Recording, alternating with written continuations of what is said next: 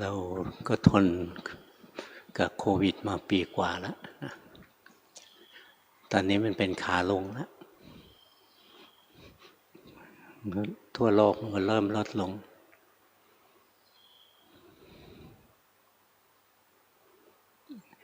เรียกว่าเข้าโค้งสุดท้ายแล้วเราก็แค่ระวังตัวเองอย่าให้แหกโค้งเท่านั้นผ่านช่วงนี้ไปได้ก็จะใช้ชีวิตได้สบายขึ้นความทุกข์ทั้งหลายมันเป็นธรรมชาติอย่างนี้บทมันจะมานะก็มาตึงตังโครมคลามมาเลยถึงเวลาไม่ว่ามันจะทุกข์แค่ไหนถึงเวลามันก็ผ่านไปอยู่ที่เราประคองตัวรักษาตัวไว้ให้ผ่านพ้นวิกฤตแต่ละครั้งในชีวิตของเราชีวิตเราก็จะเจอวิกฤตเป็นระยะอย่างเรื่องโรคระบาดเนี่ยมันเป็นวิกฤตร่วมกันของคนทั้งโลกมีวิกฤตของแต่ละประเทศบางประเทศก็เกิดปัญหาวุ่นวายอะไรมีวิกฤตในชีวิตเราเองเฉพาะครอบครัวเฉพาะตัวเองชีวิตเป็นอย่างนี้แหละไม่ว่าความทุกข์มันจะหนักหนาสาหัสเท่าไหร่นะถึงจุดหนึ่งมันก็ไปแล้วความสุขก็เหมือนกันนะดิ้นรนหาแทบตายเลยถึงจุดหนึ่งมันก็ไปเหมือนกันค่อยๆภาวนาค่อยๆเรียนรู้ความจริงไปต่อไปใจเราจะไม่กระเพื่อมความสุขมาใจก็ไม่ฟูความทุกข์มาใจก็ไม่แฟบลงไปใจเป็นกลางในสภาวะทุกสภาวะก็จะมีความสุขความสบายเกิดขึ้นในจิตใจเราใจมันจะเป็นอิสระไม่ได้ถูกสิ่งเร้าต่างๆมามีอำนาจเหนือใจ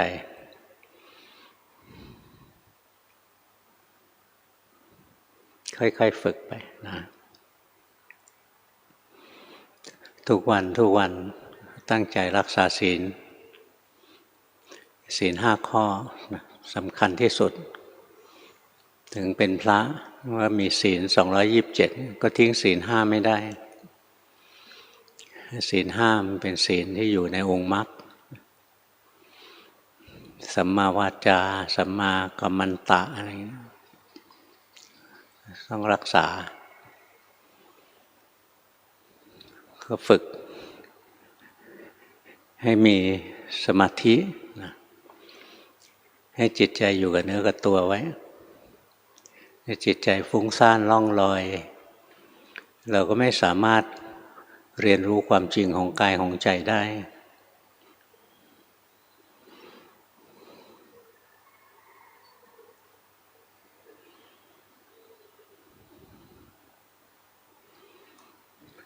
ต้องฝึกนะอยู่มันไม่เกิดหรอกศีลต้องตั้งใจรักษาสมาธิต้องฝึกการเจริญปัญญาต้องรู้วิธีแล้วก็ลงมือปฏิบัติ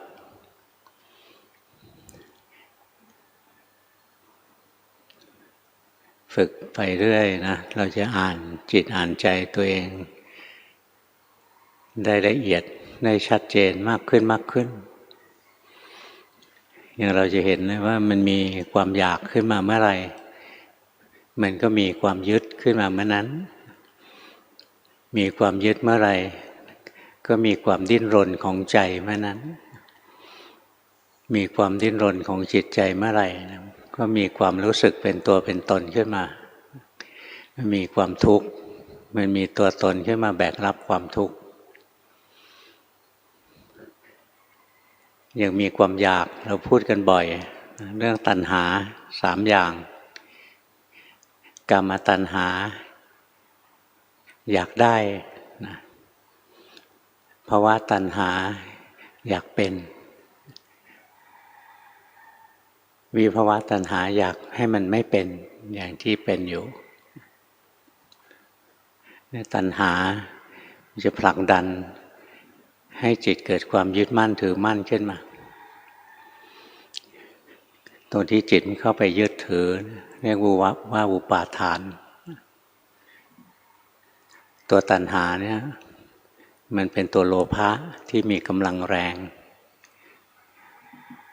ตัวอุปาทานมันมีกิเลสก็คือตัวโลภะที่แรงที่สุดเลยนะแรงกว่าตัณหาอีกถ้าแยกละเอียดออกไปก็มีสองตัวนะคือตัวราคะตัวหนึ่งตัวทิฏฐิตัวหนึ่งทิฏฐิมันก็อยู่ในตระกูลของราคะของโลภะนี่เหมือนกันถ้าเราพูดแบบสอนพระนะเราก็พูดถึงอุปาทาน4ตัวกามุปาทานรักใคร่พอใจติดอกติดใจในรูปในเสียงในกลิ่นในรสในสัมผัสทางกายรักใคร่พอใจในร่างกายของตัวเองของคนอื่นก็เป็นเรื่องของกามคุณอารมณ์กับกิเลสกามเนี่ยตัวที่สองนี้สำหรับพระคือตัวทิฏฐุปาทานความยึดในมิจฉาทิฏฐิต่างๆตัวที่สามเรียกว่าศีลพัตตุปาทาน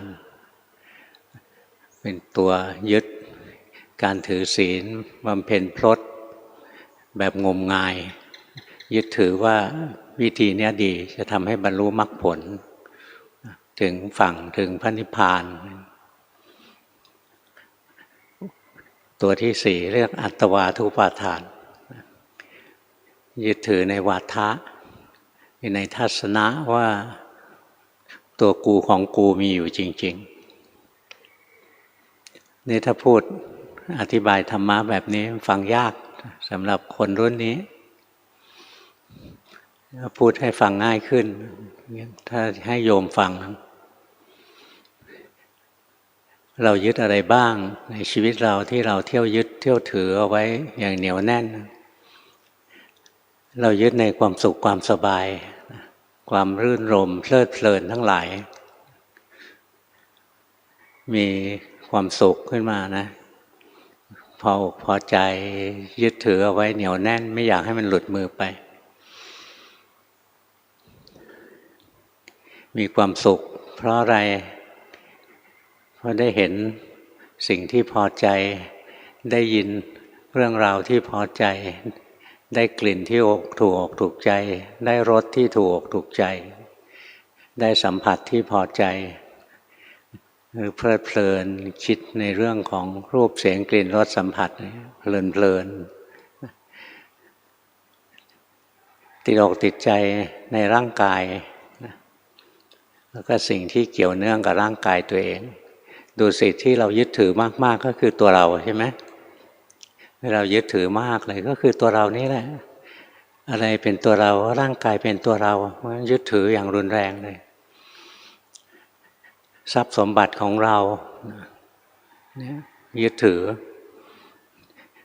ไม่ได้มาก็อยากได้มาได้มาแล้วก็หวงแหนผูกพันการยึดถือเกิดขึ้นมันก็เหมือนโซ่ตรวนมัดใจเราไว้งั้นเราจะยึดถือนะก็คือยึดถือตัวเองร่างกายของเราทรัพย์สินเงินทองครอบครัวลูกเมียอันนี้อยู่ในกลุ่มของกามุปาทานความยึดมั่นตัวที่หนึ่งถ้าพูดอย่างนี้ก็เห็นง่ายยึดอะไรนี่ตัวเรายึดร่างกายยึดบ้านของเราลูกเราเมียเราสามีเรารถยนต์ของเราอะไรเงี้ยนี่ยึดถือในวัตถุสิ่งของทั้งหลายเริ่มตั้งแต่ร่างกายตัวเองออกไปสิ่งที่เรายึดถืออันที่สองก็คือยึดถือในความคิดความเห็นของเรา อย่างพวกเจ้าลัทธิอุดมการณ์ทั้งหลายเนี่ยมันยึดถือในความคิดความเห็น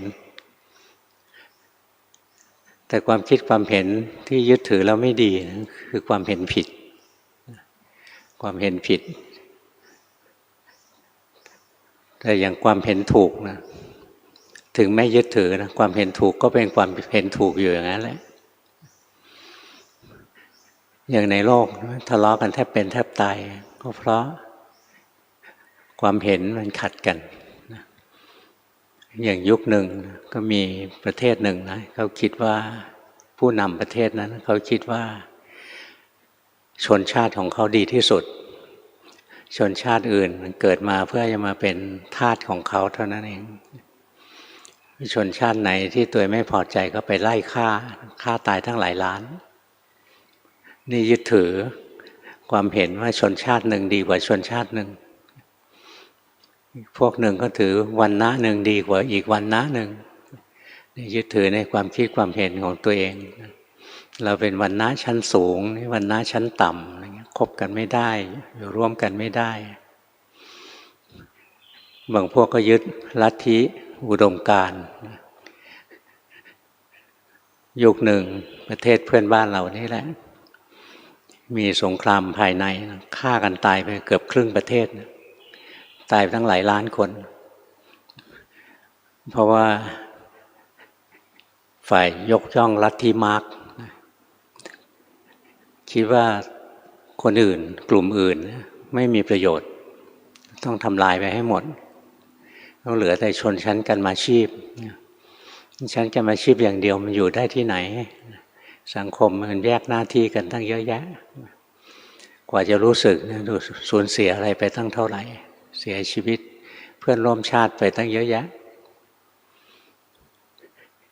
มีอีกประเทศหนึ่ง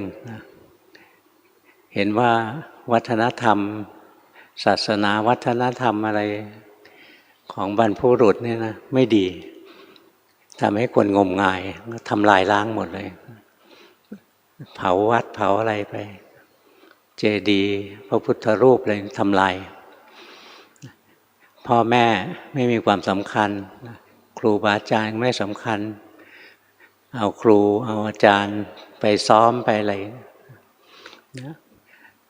เนี่ยยึดถือในความคิดความเห็นในลัทธิอุดมการณ์ซึ่งมันผิดยังไงมันผิดธรรมชาติ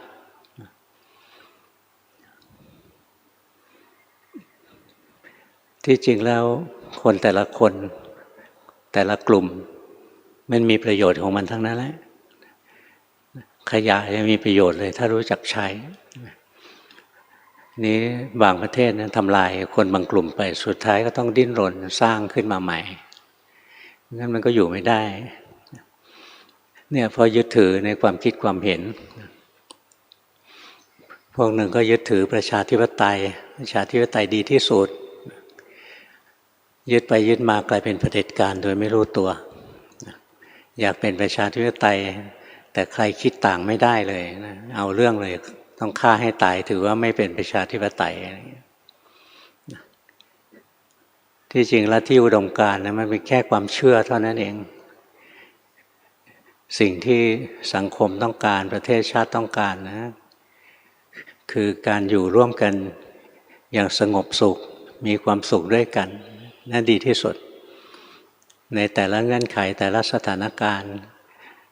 ก็อาจจะต้องมีวิธีปกครองมีวิธีดำเนินเศรษฐกิจอะไรเนี่ยแตกต่างกันไปหรือวัฒนธรรมอะไรก็มีความเปลี่ยนแปลงแต่สุดท้ายมันก็ต้องมีไม่ใช่ไม่มีงั้นมันจะไม่มีหลักยึดที่จะอยู่ร่วมกันในสังคมมันก็ต้องมีกติกาของสังคมที่ไม่มีกติกาอยู่ไม่ได้จลาจลเนี่ยถ้าเรายึดถือความคิดความเห็นเรานะว่าต้องแบบนี้เท่านั้นอย่างอื่นไม่ได้คิดเอาเองก็วุ่นวายไม่รู้จักจบพวกหนึ่งเขาก็ใช้ความเชื่อนะอุดมการณ์ของคนอีกกลุ่มหนึ่งพวกหนึ่งที่เจ้าเล่ห์นะก็ใช้ประโยชน์แสวงหาประโยชน์จาก ชูอุดมการณ์ขึ้นมาแล้วก็แสวงหาประโยชน์ซ่อนเร้นอยู่มีตั้งแต่ระดับโลกยันระดับหมู่บ้านระดับตำบลพวกนี้ทำไปนะเป็นความคิดความเห็นที่ทำแล้วร้อนปฏิบัติไปยึดถือไว้ยิ่งเร่าร้อน ไม่เหมือนสัมมาทิฏฐินะสัมมาทิฏฐิอย่างคำสอนของพระเจ้าเนี่ยเรายึดถือไว้เนี่ยไม่เรียกว่ากามุปาทานอะไรทิฏฐุปาทานไม่เรียกอย่างนั้นทิฏฐิตัวนี้หมายถึงมิจฉาทิฏฐิเท่านั้นอย่างยึดถือหลักว่าทำดีก็มีผลทำชั่วก็มีผลมีหลักอย่างนี้เป็นหลักของเหตุของผลทำเหตุอย่างนี้ก็มีผลอย่างนี้เราเชื่อมั่นในทฤษฎีในทิฏฐิทิฏฐิมันคือคำว่าทฤษฎีนั่นเองภาษาบาลีเรียกทิฏฐิสันสกฤตเรียกทฤษฎีแล้วมีทฤษฎีอย่างนี้ทฤษฎีนั้นถูกแต่ทฤษฎีที่คิดเอาเองโดยปุถุชนทฤษฎีของปุถุชนมันก็ถูกเหมือนกันแต่มันถูกชั่วคราวเป็นครั้งเป็นคราวตามสถานการณ์เมื่อผ่านช่วงนั้นมาอาจจะไม่ถูกก็ได้แต่ธรรมะที่พระเจ้าสอนไว้นะกี่พันปีมันก็ยังเป็นอย่างนั้นอยู่เปลี่ยนไม่ได้นะเพราะว่ามันเป็นสัจจะมันเป็นความจริงอยู่อย่างถ้าเราทำกรรมชั่วไปเนี่ยสุดท้ายเราต้องได้รับความทุกข์ถ้าเราสร้างคุณงามความดีไปสุดท้ายต้องมีความสุขถ้าเราภาวนาทุกวันนะเราจะรู้เลยว่ามันเรื่องจริงยิ่งเราปฏิบัตินะเรามีศีลมีธรรมเราฝึกจิตฝึกใจของเรามีสมาธิมีปัญญาเข้าใจความจริงของโลกของชีวิตใจยิ่งมีความสุขมีความสงบมากขึ้นนี่คนในโลกมันไม่เห็นมันก็ยึดตัวเองกับสิ่งที่เนื่องด้วยตัวเองยึดในร่างกายยึดในครอบครัวยึดในทรัพย์สินเงินทองอะไรเนี่ยตัวเนี้ยที่เราเรียกว่ากามุปาทานยึดถือในลัทธิอุดมการณ์แบบงมงายคนอื่นผิดกูถูกอะไรเงี้ยเบียดเบียนเริ่มต้นแต่เบียดเบียนตัวเองก่อนยึดถือมากก็ไม่มีความสุขแล้วไม่มีความสงบจิตใจเร่าร้อนแล้วก็แพร่ความเร่าร้อนไปสู่คนอื่นนี่ยึดถือในความคิดความเห็นย่อยๆลงมานะกระทั่งในครอบครัวในบ้านในที่ทำงานคนไหนยึดถือในความคิดความเห็นมากตัวเองก็ไม่มีความสุขคนที่อยู่ด้วยก็ไม่มีความสุขภาษาสมัยนี้บอกพวกเซลล์จัดนะพวกเซลล์จัดก็คือพวกมันยึดถือในความคิดความเห็นของตัวเองมากตัวเองก็ไม่มีความสุขนะก็ทำให้คนอื่นที่อยู่ใกล้ไม่มีความสุขไปด้วยตัวนี้แหละเรียกว่าทิฏฐุปาทานทำให้เซลล์จัด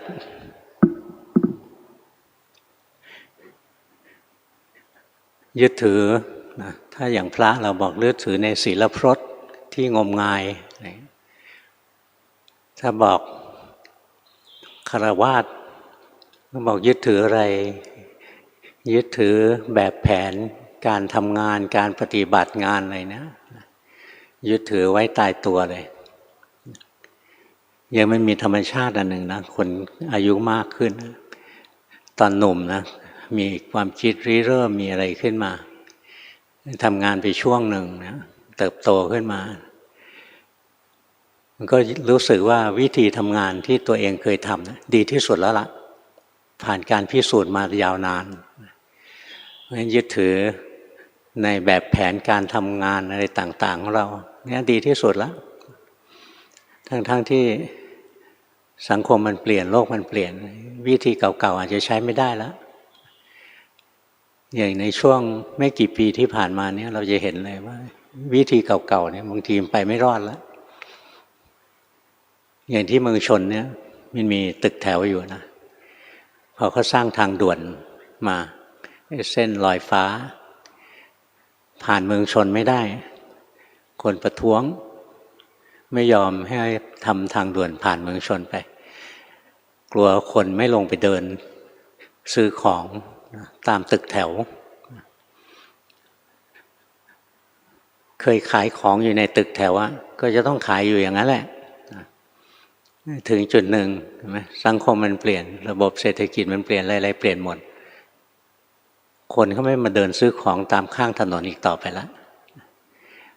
งั้นไอ้ที่แหมพยายามต่อสู้ไว้นะเพื่อจะรักษาการค้าตามห้องแถวที่เราเคยทำมาตั้งแต่ปู่ย่าตายายมันเป็นความการต่อสู้ที่เหนื่อยเปล่าสุดท้ายก็อยู่ไม่ได้เราเคยขายของตามตลาดสดตลาดอะไรอย่างเงี้ยนานๆไปสังคมมันเปลี่ยนมากกว่านี้ตลาดพวกนั้นก็จะหายไปเดี๋ยวนี้ก็หายไปตั้งหลายแห่งนะตลาดร้างไปเลยไม่มีคนเข้าเพราะคนไปซื้อของตามห้างเนี่ยถ้าเรายึดถือในแบบแผนที่เราเคยทำสุดท้ายมันไปไม่รอดเหมือนกันก็กลุ้มใจนะแบบแผนอันนี้ดีที่สุดเรียกว่าปรับไม่เป็นพัฒนาไม่เป็นถ้ายึดเอาไว้ก็กลุ้มใจเปล่าๆไปไม่รอดอย่างเราเห็นคนเขาขายของออนไลน์ขายกันใหญ่เลยทุกคนขายปรากฏว่าถึงจุดหนึ่งนะมันมีการรวมกลุ่มมีตัวกลางขายเราขายของออนไลน์เดี่ยวๆสู้เขาไม่ได้แล้วเนี่ยมันต้องปรับตัวตลอดเวลาเรายึดแบบแผนอะไรตายตัวไปไม่รอดหรอกกลุ้มใจเปล่าๆนี่อยู่ในธรรมะที่พระเจ้าสอนนะแต่เรามองไม่เป็นที่จริงธรรมะที่ท่านสอนนี่อยู่กับชีวิตเรานี่เองเรามองไม่ออกเท่านั้นแหละแล้วก็ตัวสุดท้ายที่ยึดถือนะคือตัวเราตัวกูอะไรก็กูไว้ก่อนตัวเราไว้ก่อนยึดถือในวาทะว่านี่เป็นตัวเป็นตนเป็นตัวเราเป็นของเราเรามีอยู่จริงๆยึดถือในวาทะอย่างนี้พระอริยบุคคลนะเวลาท่านพูดถึงตัวท่านเองนะผมอย่างนั้นดิฉันอย่างนี้อาตมาอย่างนี้อะไรเงี้ยพูดโดยโวหารไม่ได้ยึดในวาทะที่แท้จริงว่าตัวเรามีอยู่จริงๆนะอาตมาอย่างโน้นอย่างนี้นะดูลงไปในส่วนลึกอะไรเงี้ยไม่มีกระทั่งเงาของความเป็นตัวตนอยู่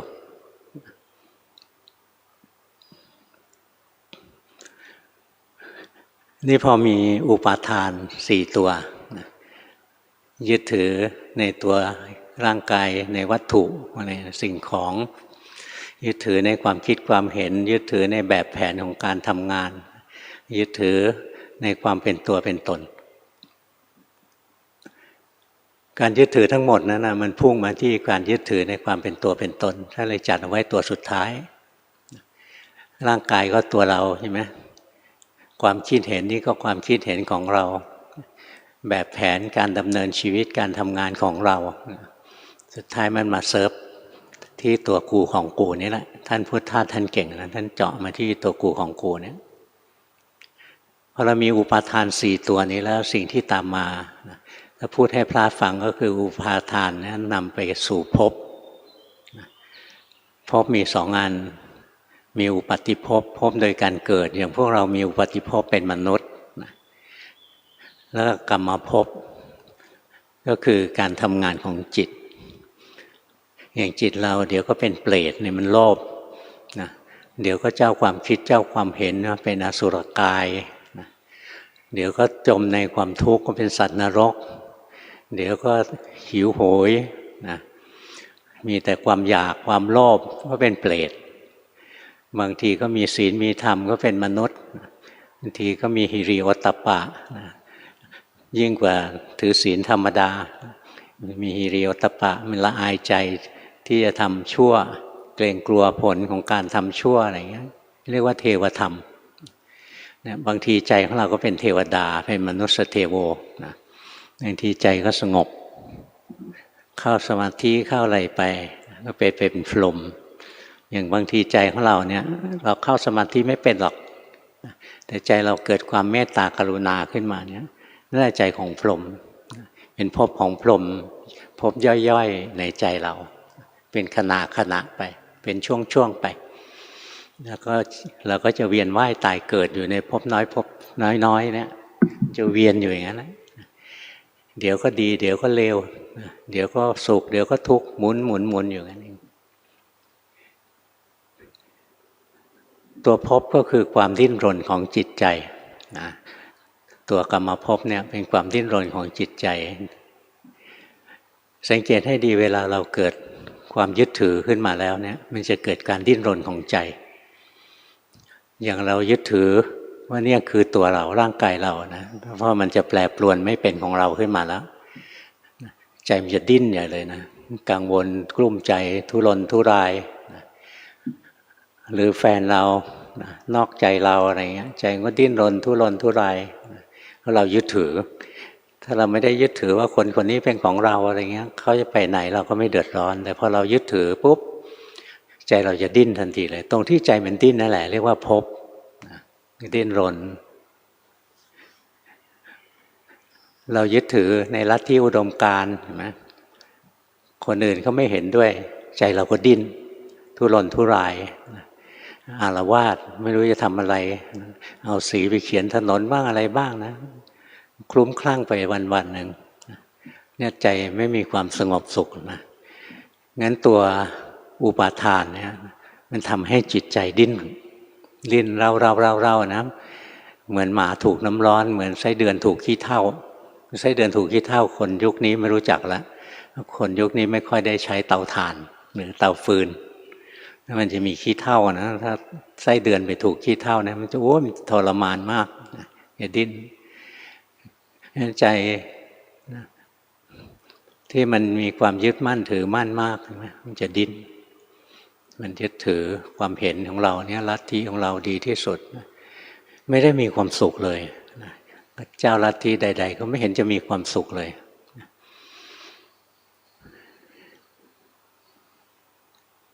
หรือเรายึดถือ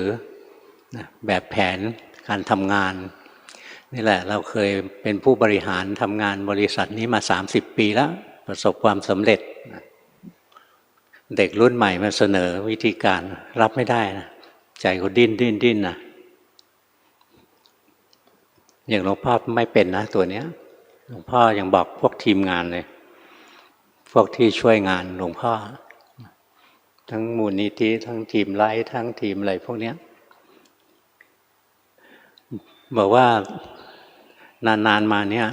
หลวงพ่อไม่ทันสมัยแล้วนะวิธีการที่หลวงพ่อรู้จักเนี่ยมายุคนี้วิธีอย่างที่หลวงพ่อเคยทำอาจจะทำไม่ได้แล้วเหมือนที่หลวงพ่อเคยเห็นวิธีของพระรุ่นก่อนนะถึงเวลาท่านก็ถือใบลานขึ้นมานั่งบนธรรมาสน์ตั้งนะโมแล้วท่องบาลีเป็นบทตั้งแล้วก็เทศยืดไปมารุ่นหลังไม่มีใครฟังแล้วไม่มีใครฟังทนไม่ไหวก็ต้องปรับต้องเปลี่ยนอย่างหลวงพ่อเปลี่ยนหลวงพ่อใช้อินเทอร์เน็ตใช้อะไรมากขึ้นใช้ภาษาที่เปลี่ยนไปที่ให้คนแต่ละรุ่นคนโดยรุ่นนั้นเข้าใจ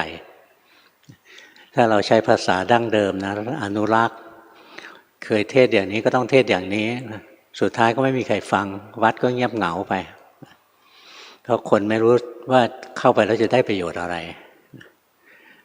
หรืออย่างหากินด้วยการทำอะไรต่ออะไรพิลึกนะปั้นรูปปั้นต่างๆอะไรเงี้ยให้คนมาไหว้มันก็ได้ช่วงหนึ่งสุดท้ายเขาก็บอกว่าไม่เห็นได้ผลอะไรเลยอย่างหลวงพ่อจะเตือนทีมงานของหลวงพ่ออยู่เรื่อยๆอย่างมูลนิธินะหรือทีมไลฟ์อะไรเงี้ยหลวงพ่อก็บอกวันหนึ่งวิธีการที่หลวงพ่อใช้อาจจะใช้ไม่ได้อีกเพราะเราต้องปรับวิธีการเพื่อให้ธรรมะเนี่ยเข้าถึงใจคนให้สะดวกที่สุดให้ง่ายที่สุดใช้วิธี อะไรที่ต้องพัฒนาบอกหลวงพ่อคิดไม่เป็นแล้วเพราะหลวงพ่อไม่รู้เรื่องแล้วนะเทคโนโลยีอะไรเนี่ยทำไม่เป็นแล้วเมื่อพวกเราคนรุ่นหลังมีหน้าที่คิดสิ่งเดียวที่ต้องรักษาไว้คือธรรมะของพระพุทธเจ้าเปลี่ยนไม่ได้แต่วิธีการถ่ายทอดนั้นต้องเปลี่ยนตามยุคตามสมัยนะอย่าไปใช้วิธีดั้งเดิมไม่ได้กินหรอกนะมันหมดเวลาแล้วคนไม่สามารถวิธีอย่างนั้นมันไม่สามารถสื่อกับคนได้แล้วกระทั่งภาษานะภาษาธรรมะที่เราใช้กันเป็นหลักๆอยู่ตอนนี้เป็นภาษารุ่นรัชกาลที่5นะคนรุ่นนี้ฟังแล้วไม่รู้เรื่องฟังแล้วต้องแปลอีกทีแปลไทยเป็นไทยนะนี่ยุคนั้นกรมพิยาวชิรยานวโรรสท่านเก่งมากเลยนะหลวงปู่มั่นนะยกย่องท่านว่าท่านเป็นปฏิสัมภิทาท่านสามารถเขียนตำรานวโกวาทตำราอะไรต่ออะไรขึ้นมาเยอะแยะเลยเพื่อให้คนรุ่นของท่านอ่านรู้เรื่อง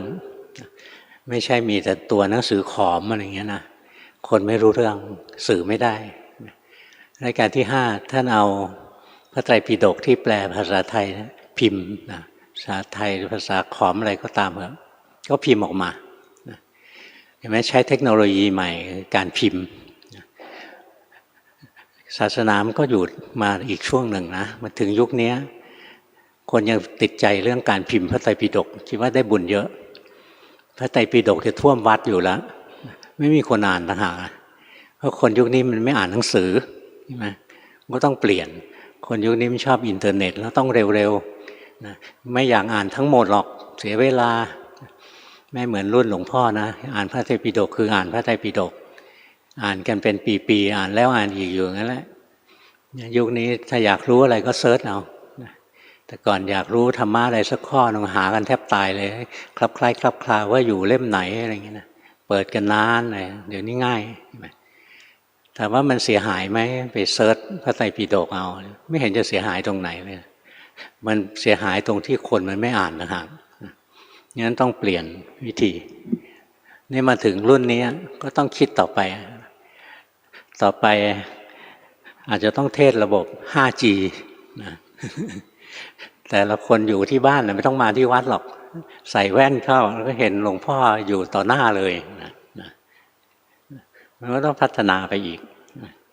อะไรก็ได้วิธีการที่จะสื่อเข้าถึงคนให้ได้ให้เขาเข้าใจให้ได้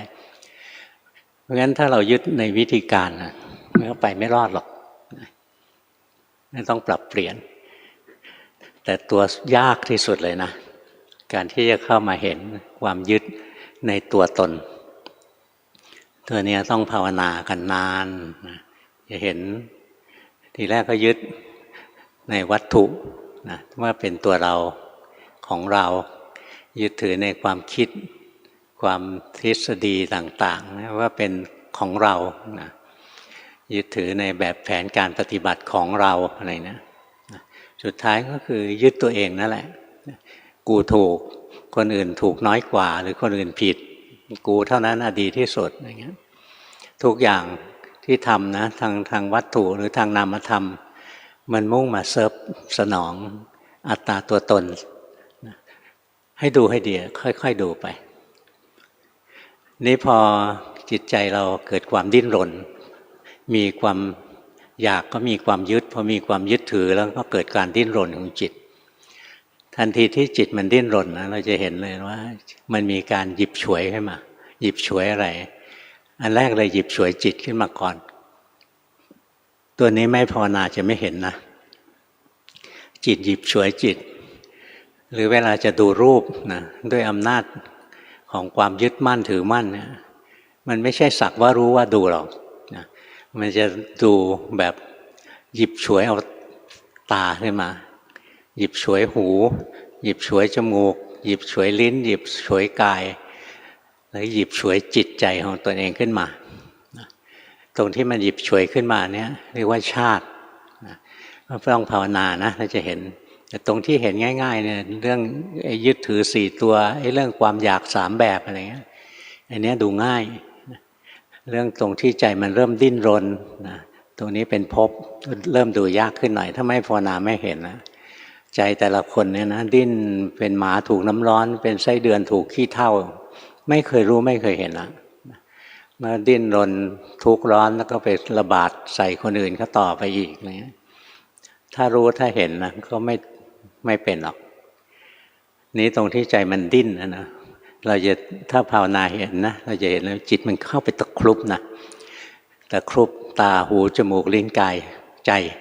ตะครุบทีละอันไม่ได้ตะครุบทีละ6 อันมันจะใช้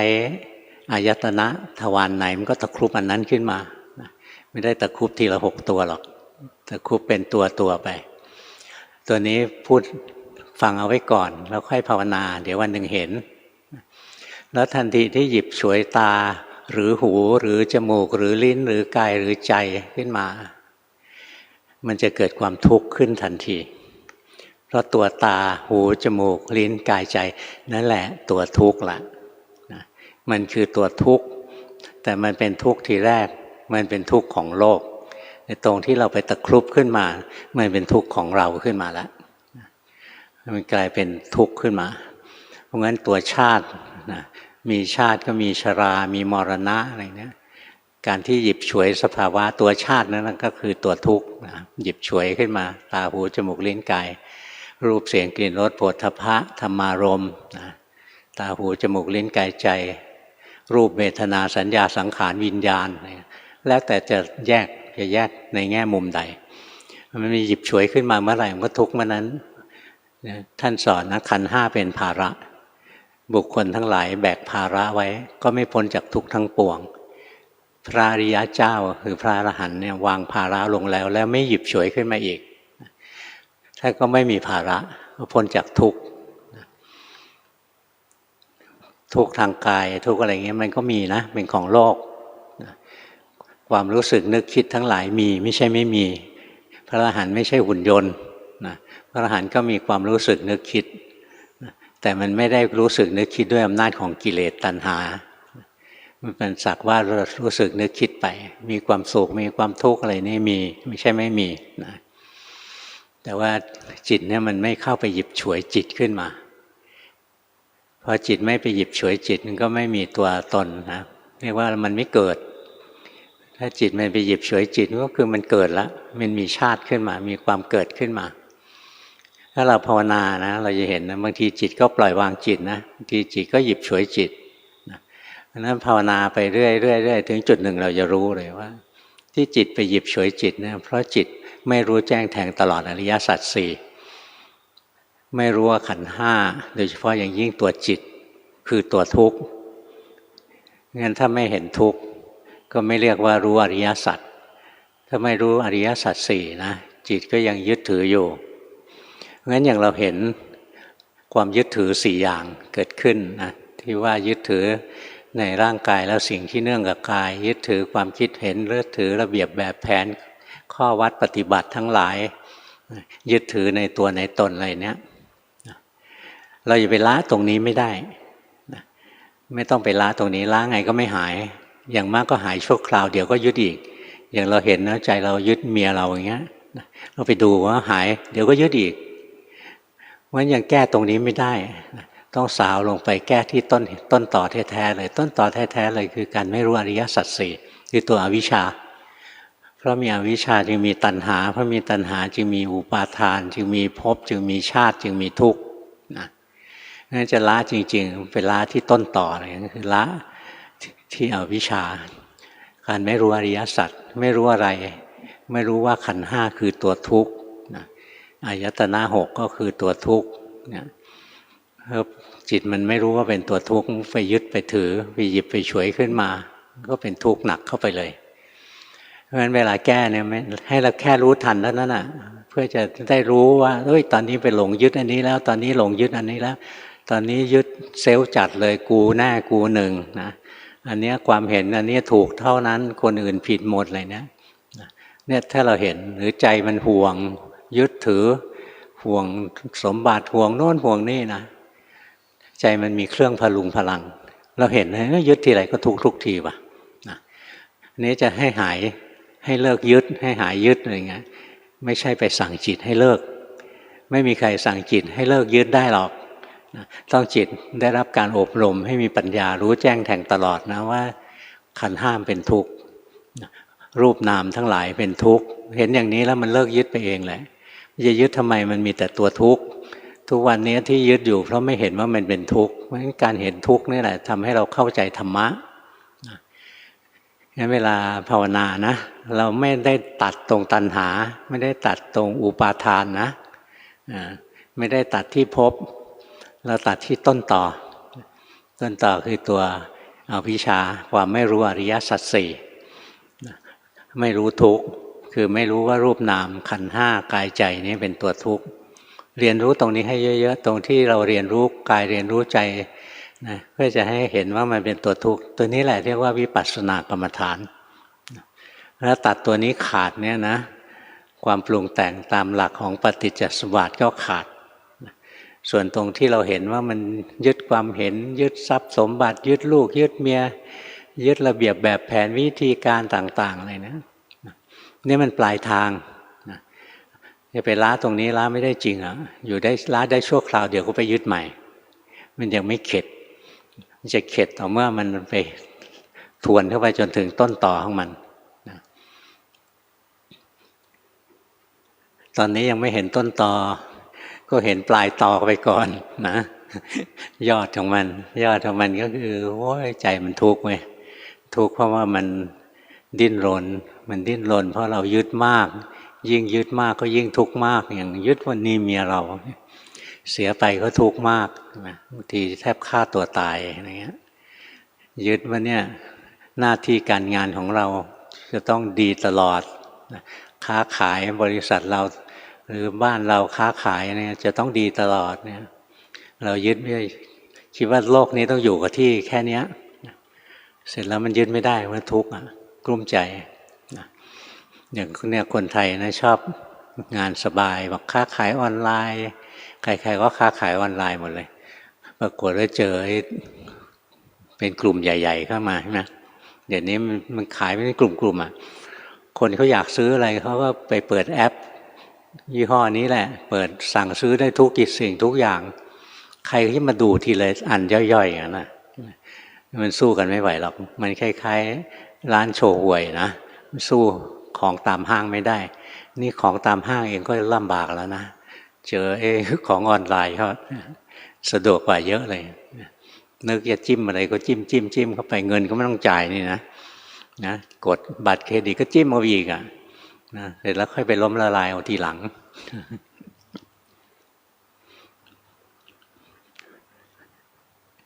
ธรรมะของพระเจ้านะมีคุณมหาศาลนะอยู่กับโลกก็จะเข้าใจโลก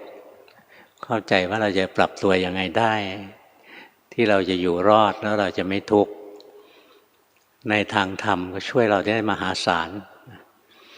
เราสามารถมีความสุขในปัจจุบันมีความสุขในอนาคตมีความสุขอย่างยิ่งคือถึงพระนิพพานตอนที่ใจมันถึงพระนิพพานนะแล้วลองทวนลงมาดูเราจะเห็นว่าเราไม่มีอุปาทานใน4ตัวนั้นไม่มีเราก็จะเห็นว่าไม่มีที่ไปเกิดอีกแล้วจะเห็นด้วยตัวเองอันนี้ครูบาอาจารย์ท่านสอนมานะค่อยๆดูเอาค่อยๆศึกษาไปวันนี้สมควรแก่เวลาเท่านี้ก่อนวันนี้หลวงพ่อแถมนิดนึงเมื่อเช้าหลวงพ่อออกไปหน้าศาลาเห็นแม่ชีนะดูผ่องใสดีภาวนารู้เนื้อรู้ตัวรู้ใจรู้กิเลสรู้อะไรของเราไปเรื่อยๆแล้วดูดีขึ้นเยอะเลยหลายๆคนช่วงโควิดเนี่ยมีเวลาอยู่กับตัวเองเยอะขึ้นสามารถเอาเวลาที่อยู่กับตัวเองเนี่ยมาเรียนรู้ตัวเองได้แต่กับบางคนเท่านั้นนะบางคนว่างมันก็เล่นเน็ตทั้งวันนะไม่มีอะไรจะโพสต์มันก็โพสต์เรื่องของกินบ้างเรื่องหมาเรื่องแมวนะวันนี้แมวของเขาขี้แล้วอะไรมาบอกชาวบ้านเขากำลังจะกินข้าวนะกลิ่นขี้แมวลอยมาเลยนะตามมโนภาพนี่ ถ้าลงเล่นเน็ตทั้งวันน่ะอย่ามาคุยเรื่องภาวนาเลยไม่ได้กินหรอกกิเลสเอาไปกินหมดนะหลายคนนะเล่นเน็ตก็เขียนแต่ธรรมะเยอะแยะเลยนะแต่ว่าไม่ได้ภาวนาคิดเอาแล้วเวลาที่เหลือไปฟุ้งเรื่องโลกหลงโลกไปเรื่องหมาเรื่องแมวเรื่องคนโน้นเรื่องคนนี้นะบางคนก็เรื่องการเมืองเรื่องการเมืองเป็นเรื่องร้อนนะยุ่งกับมันเท่าที่จำเป็นทำความเข้าใจกับมันแล้วเราจะรู้เลยที่ดิ้นเล่านั้นนะมันดิ้นเล่าเพราะมันไม่รู้ถ้ามันรู้มันไม่ดิ้นหรอกอย่างหลวงพ่อนะเรียนรัฐศาสตร์นะตั้งแต่เปลี่ยนแปลงการปกครองมา30 กว่าปีนี่89 ปีแล้วนะมันยังไม่มีอะไรพัฒนาเลยก็ยังเดิมแหละเพราะอะไรเพราะกิเลสแต่ละคนแต่ละรุ่นมันก็กิเลสอย่างเดิมแหละเพียงแต่วิธีการนะมันปรับเปลี่ยนก็หลอกใช้คนโน้นคนนี้ไปเรื่อยๆเป็นประโยชน์ของตัวเองถ้ารู้แล้วมันไม่ได้ตอบโจทย์อุดมการณ์ใดๆก็ไม่ได้ตอบโจทย์แต่ละช่วงแต่ละสถานการณ์นะมันจะมีวิธีการที่เหมาะ